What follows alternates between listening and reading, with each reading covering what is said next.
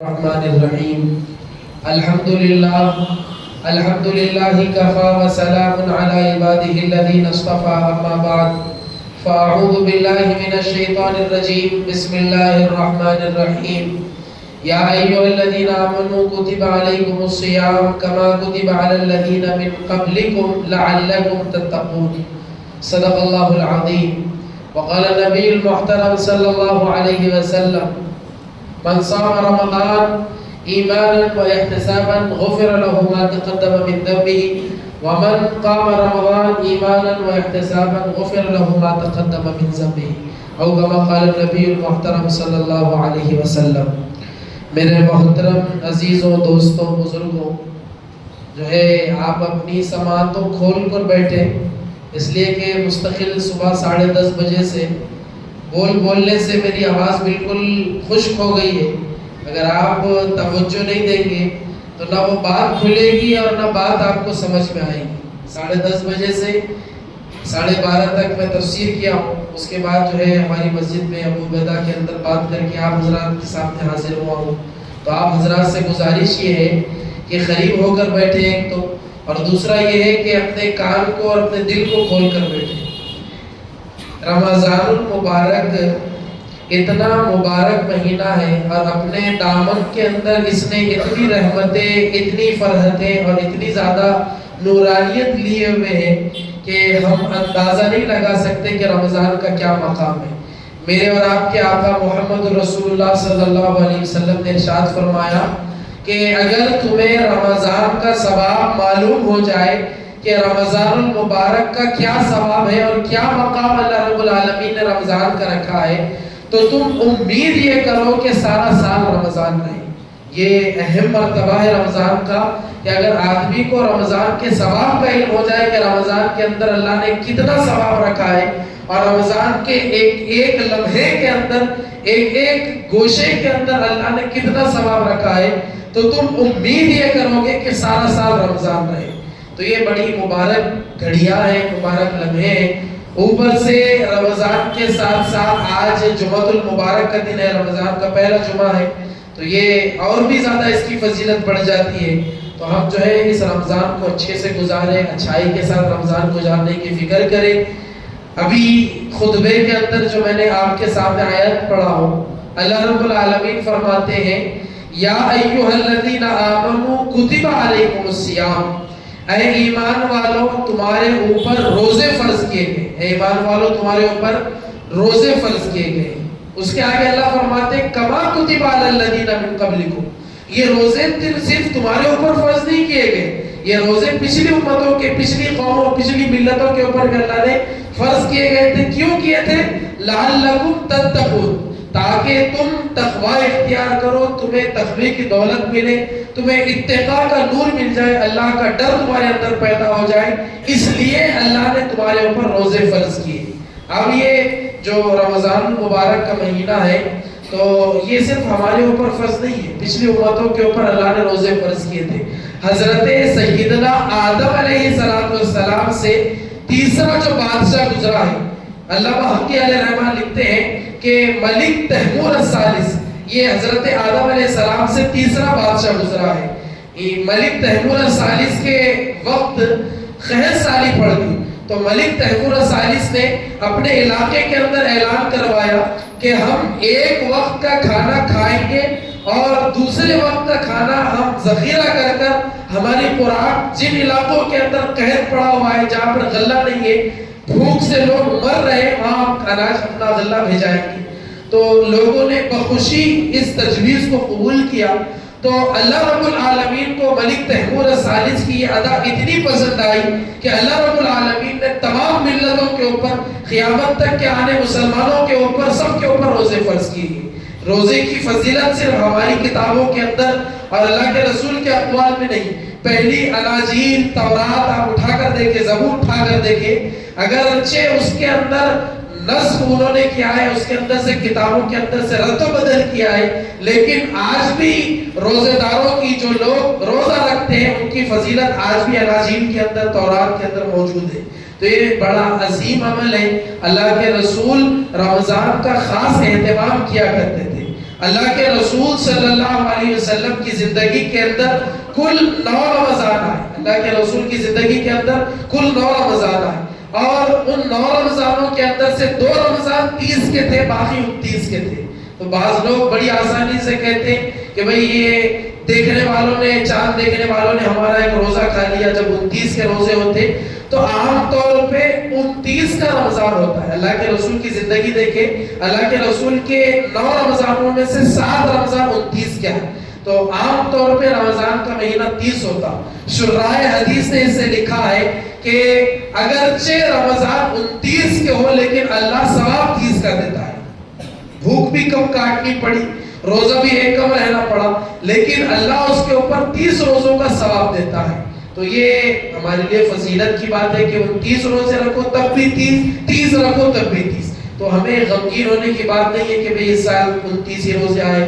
تو یہ اگر بعض لوگ کہتے ہیں تو ان کی ذہنی حماقت یا پھر بے وقوفی ہے یا ان کی کم علمی ہے جس کی وجہ سے وہ کہہ دیتے ہیں.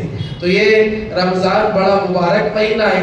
اللہ کے رسول روزے کی فرضیت سے پہلے بھی روزہ رکھا کرتے تھے. ایام 20 کے اللہ کے رسول روزے رکھتے تھے، محرم کے روزے رکھتے تھے، عاشورہ کے اللہ کے رسول روزے رکھا کرتے تھے، شعبان کے مہینے کے اندر روزے رکھا کرتے تھے.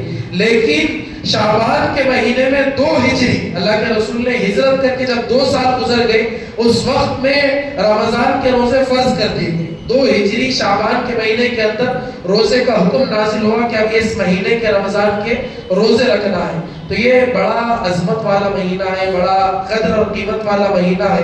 اس مہینے کے دامن میں اللہ نے اتنی رحمتیں رکھی، اتنی برکتیں رکھی ہیں کہ اگر میں بیان کروں تو ان برکتوں کے 1/3 تک اور اس کے حصے تک، ایک جز تک ہم نہیں پہنچ سکتے.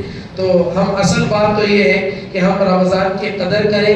رمضان کو خاص طور پہ عبادت کے ساتھ مناسبت ہے. تلاوت کلام اللہ ہم خاص طور پہ کریں، کلام اللہ کا خاص ورد ہونا چاہیے اور ذکر کی کثرت ہونی چاہیے، درود شریف کی کثرت ہونی چاہیے، استغفار کا معمول ہونا چاہیے. یہ نہ ہو کہ لاوبالی پن کے اندر صرف کاروبار اور تجارت کے اندر ہم پورا رمضان گزار لیں اور اس کے بعد ہمیں افسوس ہو کہ رمضان بھی نکل گیا. ایسا نہ ہو، بلکہ یہ ہمارے لیے بدبختی کا سبب بن سکتا ہے.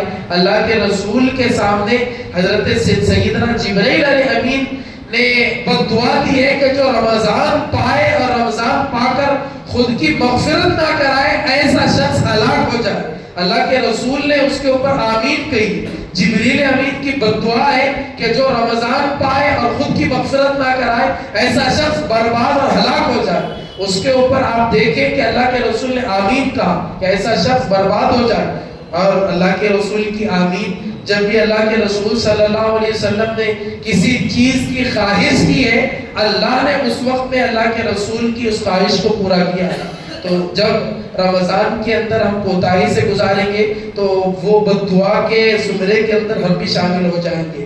اس لیے گزارش یہ ہے کہ ہم رمضان کا خاص اہتمام کریں، رمضان کو خاص اہتمام سے گزاریں.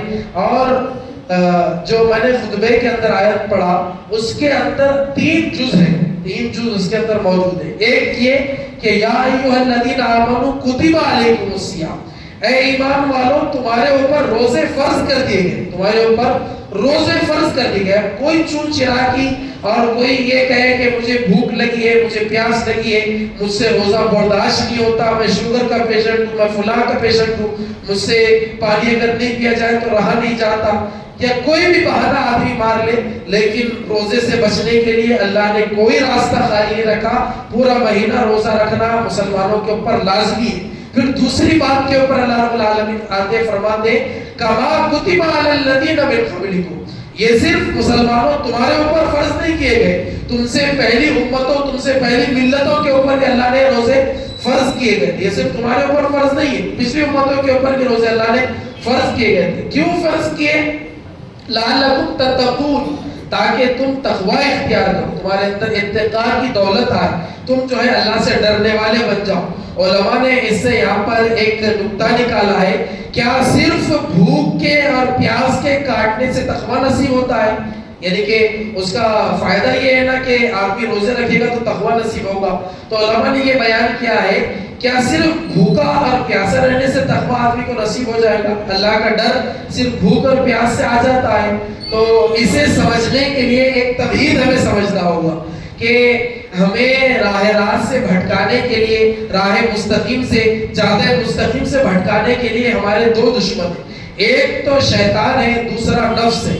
تو یہ دونوں دشمن، ایک تو باہر کا شیطان اور نفس یہ اندر کا دشمن ہے. تو یہ دونوں کوشاں ہے، متوجہ ہے، مستعد ہے، فکر مند ہے کہ کس طرح مسلمان کو، مومن کو جو ہے ہم بھٹکا دے، راہ راست سے ہٹا دے، صراط مستقیم سے ہٹا کر اس کا بیڑا غرق کر دے.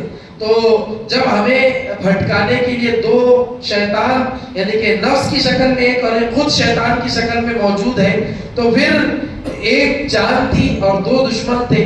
دو دشمنوں سے ایک آدمی کا لڑنا یہ آسان بات نہیں ہے. تو اب رحمت یہ اللہ کی جانب سے یہ ہوئی کہ اذا دخل رمضان صفدت الشیاطین ومردت الجن، کہ جب رمضان آتا ہے تو اللہ شیطانوں کو اور سرکش جنوں کو اپنی قید کے اندر لے لیتے ہیں، قید کر کے ان کو سمندر کے اندر ڈال دیتے ہیں.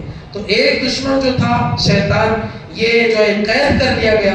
لیکن نفس تو بھی باقی ہے. علماء نے اس کے درمیان اختلاف کیا ہے کہ شیطان بڑا دشمن ہے یا نفس بڑا دشمن ہے. شیطان بڑا دشمن ہے یا نفس بڑا دشمن ہے؟ تو بات متفقہ فیصلہ یہ ہوا کہ ہمارا بڑا دشمن نفس ہی ہے. اس لیے کہ جب حضرت آدم علیہ السلام کو اللہ رب العالمین نے پیدا کیا، آدم علیہ السلام کو سجدہ کرنے کا حکم دیا، تو شیطان نے اس وقت میں یہ کہا تھا کہ انا خیر منہ، اے اللہ میں اس مٹی کے پتلے سے بہتر ہوں، میں اس مٹی کے پتلے سے بہتر ہوں. اور دلیل بھی تلاش لی، کہنے لگا خلقتنی من نار، اے اللہ تو نے مجھے آگ سے پیدا کیا، وخلقتہ من طین، اور اس آدم کو مٹی سے تو نے پیدا کیا. اور مٹی مفضول ہوتی ہے، آگ افضل ہوتی ہے. مٹی زمین کے اندر رہتی ہے، آگ کی صفت یہ کہ وہ اوپر کی طرف جاتی ہے، اس لیے آگ افضل ہوئی، مٹی مفضول ہوئی. میں افضل ہوں، میں اس کے سامنے سجدہ نہیں کرتا. تو جب شیطان نے یہ بات کہی تھی تو کوئی دوسرا شیطان نہیں تھا جو شیطان کو آ کر بہکایا ہو. ہم یہ کہتے ہیں نا ہم سے کوئی جرم ہو جائے یا کوئی سزا یا کوئی گندا کام ہم کر بیٹھے تو ہم کہتے ہیں کہ شیطان نے مجھے ولگلا دیا تھا، شیطان نے مجھے بہلا پھسلا دیا تھا، اس لیے مجھے یہ کام سرزد ہوا. لیکن جب شیطان بہکایا گیا تو اس وقت میں کوئی دوسرا شیطان موجود نہیں تھا، اس کے اندر کا نفس موجود تھا جس نے کہا تھا کہ انا خیر منہ، میں اس سے بہتر ہوں، میں آدم سے نعوذ باللہ بہتر ہوں. تو اللہ رب العالمین کو گھمنڈ، تکبر، انانیت میں پسند، ہرگز اللہ کو یہ چیزیں پسند نہیں ہیں. حدیث قدسی میں آتا ہے اللہ کے رسول صلی اللہ علیہ وسلم نے ارشاد فرمایا، اللہ رب العالمین فرماتے کہ تکبر میری چادر ہے. تکبر یہ صرف اللہ کو زیب دیتا ہے. آپ دیکھیں جہاں اللہ کے ناموں کے اندر ایک رحیم اور رحمان ہے تو وہاں اللہ کا ایک نام المتکبر بھی، اللہ کی ذات کو صرف تکبر شعبہ دیتا ہے. تو اللہ کے رسول نے فرمایا، اللہ فرماتے ہیں کہ تکبر میری چادر ہے، جو میری چادر کے اندر پیر ڈالنے کی کوشش کرے گا، بڑا سخت جملہ ہے، میں اسے پھاڑ کر رکھ دوں گا. اللہ جب پھاڑ کر رکھ دیں گے تو کوئی سی نہیں سکتا. تو تکبر، گھمنڈ، انانیت، جب شیطان نے کہا کہ انا خیر منہ، میں آدم علیہ السلام سے بہتر ہوں، تو اللہ رب العالمین کو اس کا گھمنڈ نظر آیا، اس کی تکبر اور انانیت جب نظر آئی تو اللہ رب العالمین نے، اللہ چاہتا تو شیطان کی دلیل کے بخی ادھر کے رکھ دیتا اور دلائل کے انبار لگا دیتا، لیکن اللہ نے شیطان کے خلاف کوئی دلیل قائم نہیں کی، بلکہ کہا کہ تو نکل جا، اب کیا ہو جائے یہاں سے نکل جا. تو یہ شیطان جب بہکایا گیا، شیطان جب شیطان بنا تو اس وقت میں شیطان کو بہکانے والا کوئی دوسرا شیطان موجود نہیں تھا، وہ نفس تھا. تو اذا دخل رمضان، اللہ کی ہمارے اوپر رحمت یہ ہوگی کہ اذا دخل رمضان صفدت الشیاطین، جب رمضان آتا تو اللہ شیاطین کو قید کر لیتے. تو ہمارے سامنے دو دشمن تھے، اب ایک دشمن قید کر دیا گیا، بس ایک دشمن ہے، ایک دشمن ہمارے سامنے بچہ ہے، اور وہ ایک دشمن اتنا زور آور ہے کہ وہ مرتا نہیں ہے. علامہ جلال الدین رومی کہتے ہیں کہ نفس ناتبا کچھ الا باز چیز. میرے بیٹے تو یہ بات کو سمجھ لے کہ نفس نہیں مرتا، لیکن اگر تیرے پاس تین اصلیں موجود ہو، تین چیزیں موجود ہو تو نفس ٹہر بھی نہیں سکتا، نفس بھاگ جاتا ہے، نفس قابو میں آ جاتا ہے. وہ 3 چیزیں کیا ہے؟ اگر ان 3 چیزوں کے اوپر اگر ہم اپنی زندگی کو ان 3 چیزوں کے اوپر ڈالیں گے تو یہ ہمارا نفس کے اوپر قابو ہے. اور اگر ہم ان 3 چیزوں کو استعمال کر کے اختیار کر کے نفس پہ قابو نہیں جا پاتے تو یقین جانے شیطان پیچ و تاب کھا رہا ہے زنجیروں کے اندر اور کہہ رہا ہے کہ یہ چمکتی ہوئی ٹوپیاں تمہارے سروں پر آج دکھ رہی ہے، رمضان ختم ہونے تو عید آنے دو، کیسا تمہیں ایک دن کے اندر بھٹکاتا ہوں، کس طرح ضلالت گمراہی میں تمہیں ڈالتا ہوں، پھر دیکھنا عید کے دن. تو شیطان بڑا پیچ و تاب کھا رہا ہے. شیطان فکر کے اندر ہے کہ میں کس طرح اس کو بھٹکاؤں. لیکن اگر نفس کی باغ ڈور اور نفس اگر ہمارے تابع آ جائے تو یقین جانے کہ شیطان جو ہے ہمارا بال بھی بکا نہیں کر سکتا. وہ 3 اصلیں یہ ہے کہ سب سے پہلی اصل یہ ہے کہ نیزائے خاموشی، آدمی کو خاموشی اختیار کرنی چاہیے، زبان پہ کنٹرول ہونا چاہیے. اللہ کے رسول نے فرمایا من صمت نجا، جس نے زبان پہ قابو پا لیا اس نے پورے جسم پہ قابو پا لیا، ہر چیز کے اوپر قابو پا لیا اور وہ کامیاب ہو گئے. من صمت نجا، جس کا کنٹرول زبان پہ آ گیا وہ کامیاب ہو گیا. ایسا شخص کیا ہو گیا؟ کامیاب ہو گئے. تو اگر ہم زبان پر قابو پاتے ہیں تو پھر اس سے نفس کمزور ہوتا ہے. دوسری چیز شمشیر جو، ہم جو ہے بھوک کے تلوار سے نفس کا گلا کاٹ سکتے ہیں. بھوک کی تلوار سے نفس کو ختم کیا جا سکتا ہے. یہ بھوک جو ہے اللہ کے رسول نے فرمایا، حدیث مشکات شریف کی جلد دوم کی سب سے پہلی روایت ہے. اللہ کے رسول نے فرمایا یا معاشر الشباب، اے نوجوانوں، یہ کوئی میں قصہ نہیں سنا رہا، یہ مشکات شریف کی روایت ہے، آپ سنیں. اے نوجوانوں، من استطاع منکم الباء، تم میں سے جو شخص بھی نکاح کی طاقت رکھتا ہے فلیتزوج، اس کو چاہیے کہ وہ نکاح کر لے. فإنه أغض للبصر وأحسن للفرج، اس لیے کہ نکاح کرنا آنکھوں کی اور شرمگاہ کی حفاظت کا ذریعہ ہے. ومن لم يستطع، اور اگر کوئی نکاح نہیں کر سکتا، اتنی طاقت نہیں ہے اس کے اندر، اتنا پیسہ نہیں ہے، اتنا اپنی بیوی کو سنبھالنے کا سلیقہ نہیں ہے، فعليه بالصوم، تو وہ ہے اس کی ذمہ داری ہے کہ روزوں کو لازم پکڑے. فإنه له وجاء، اس لیے کہ جب پیٹ خالی ہوتا ہے تو یہ قاطع شہوات ہوتا ہے. خالی پیٹ شہوت کو توڑ دیتا ہے، آدمی کے اندر کی شہوت مر جاتی ہے. آپ دیکھیں کہ جب پیٹ خالی ہو تو آپ کا بدنظری کرنے کا دل نہیں چاہے گا. آپ کو کوئی اگر خاتون اگر سامنے سے گزر رہی ہے تو دل نہیں چاہے گا کہ دل بھر کے دیکھ لے، اس لیے کہ پیٹ جب بھرتا ہے تو جب شہوت بھڑکتی ہے اور شیطان ابھارتا ہے. تیسری چیز تنہائی اختیار کرنا ہے. پہلی چیز زبان کی حفاظت ہے، دوسری چیز جو ہے بھوک کی تلوار، اور تیسری چیز تنہائی. اگر ہم تنہائی اختیار کرتے ہیں، یہ ہمارے لیے علامہ جلال الدین رومی کہتے ہیں کہ آدمی کے لیے بہتر یہ ہے کہ اللہ کے گھر کو اختیار کرے. ہمارا مزاج یہ ہونا چاہیے کہ اللہ کے گھر کے اندر سب سے پہلے داخل ہو اور سب سے آخر میں جائے، سب سے آخر کے اندر اللہ کے گھر سے نکلے. لیکن لوگوں کا مزاج یہ بنا کہ اللہ کے گھر کے اندر سب سے اخیر میں آتے، جب قاعدہ اخیرہ چلتا اس وقت میں داخل ہوتے، اور جیسے ہی 2 ٹھونگے مار لیے، سجدے مار لیے تو اس کے بعد مسجد سے باہر جانے کی ان کی فکر بن جاتی. اور جب باہر جاتے تو محسوس ہی ہوتا ہے کہ بھئی بڑے کام کے اوپر ہوں گے، ان کو کوئی بہت اہم مصروفیت ہوں گی. لیکن اگر ان کو باہر جا کر دیکھا جائے تو وہ باہر ڈھبے پہ بیٹھے ہوئے پان ڈبے پہ نظر آتے. اتنی لوگوں کی غفلت ہے. اور یہ رمضان کا مبارک مہینہ ہے، نوجوان جو مٹریل خور ہیں ان سے میری گزارش ہے کہ مٹریل سے اجتناب کرے. اس سے ایک تو آدمی کی منہ کے اندر خرابی پیدا ہوتی ہے، دانت سڑ جاتے ہیں، منہ سے گندگی بو آتی ہے. اور دوسرا یہ کہ مٹریل کے جو عادی ہو گئے ہیں اتنے وہ رمضان کا بھی لحاظ نہیں کر رہے. کل ہی میں نے ایک شخص کو دیکھا کہ ٹوپی پہنا ہوا ہے، ہٹا کٹا آدمی ہے، اور رمضان کے اندر روزے کی حالت کے اندر ظہر کے بعد منہ کے اندر مٹریل کی پنی ڈال کر وہ کھینچ رہا ہے. اتنی مجھے تکلیف ہوئی. مجوسی جو لوگ آگ کی عبادت کرتے ہیں ان کا یہ معمول ہے کہ اگر کوئی مسلمانوں کا رمضان کا مہینہ آتا ہے تو اگر ان کا بچہ روڈ پر اگر کوئی چیز کھاتے ہوئے نظر آتا تو اس کو مارتے ہوئے گھر کے اندر لے جاتے ہیں اور اسے کوڑ دیتے ہیں کہ تو مسلمانوں کے مبارک مہینے کے اندر کھا رہا ہے. اور ہم بے شرم بن کے مٹریل خور بن کے مٹریل کھا رہے ہیں. بے شرمی کی انتہا ہے کہ رمضان کے روزے کی کیفیت ہے، اور ہم جو ہے بے شرم اور بے حیا بن کے اللہ سے نہ کوئی شرم آ رہی ہے، نہ روزے داروں کی کوئی شرم پیدا ہو رہی ہے، بڑی آسانی سے مٹریل کھا رہے ہیں. یہ بڑی گندی بات ہے، اس سے ہم اجتناب کریں. روزے کا مقام اتنا بڑا ہوا ہے، حدیث مبارکہ کے اندر آتا ہے کہ لخلوف فم الصائم، اللہ کے نزدیک روزے دار کی منہ کی بدبو، منہ کی بدبو سے مراد وہ سڑے والے منہ نہیں ہے جس کے منہ سڑ جاتے نا، نہیں دھو دھو کے، وہ مراد نہیں ہے، بلکہ جو معدے خالی ہونے کی وجہ سے ایک قسم کی بو اٹھتی ہے معدے سے۔ اللہ کے رسول نے فرمایا روزے دار کے منہ کی بدبو اللہ کے نزدیک مشک اور کستوری سے زیادہ قیمتی ہے، اللہ کو اس سے زیادہ پسند ہے۔ تو ہم رمضان کی حالت میں گندے مٹیریل استعمال کریں، تمباکو استعمال کریں، کیا ہمیں یہ شوبہ دیتا؟ غیر جو اسلام کے دشمن ہے وہ ادب کرتے کہ ان کا رمضان کا مہینہ ہے، تو باہر جا کر کس طرح کھا رہا ہے، اور ہم سیر پہ ٹوپی رکھ کر اور اپنے آپ کا مسلمان محمد نام رکھ کر ہم کھائیں، تو ہمارے لیے یہ ہلاکت کی اور قیامت کے دن پوچھ کا ذریعہ ہے۔ اور ایک بات کہہ کر اپنی بات کو ختم کروں، یقین جانے میں بڑی ذمہ داری کے ساتھ کہہ رہا ہوں، ممبر پر کھڑا ہوا ہوں کہ اگر رمضان المبارک کا ایک روزہ بھی جان بوجھ کر اگر کوئی شخص چھوڑتا ہے، رمضان کا پورے روزے نہیں کہہ رہا، 10 روزے 20 روزے نہیں، رمضان کا ایک روزہ کوئی جان بوجھ کر چھوڑتا ہے، تو میں اللہ کی قسم کھا کر کہتا ہوں کہ ساری زندگی میں اگر وہ روزے رکھ لے تو اس ایک روزے کے ثواب کو نہیں پا سکتا۔ اتنا بڑا ایک روزے کا مقام ہے، ہم غفلت نہ کریں، اس رمضان کی قدر کریں، رمضان کے اندر رمضان کا اہتمام کریں، تراویح قیام اللیل کی نماز ادا کریں، تہجد کا اہتمام کریں، غریبوں کے اوپر جو ہے اپنے ہاتھ کو وسیع کریں، اور سارے جو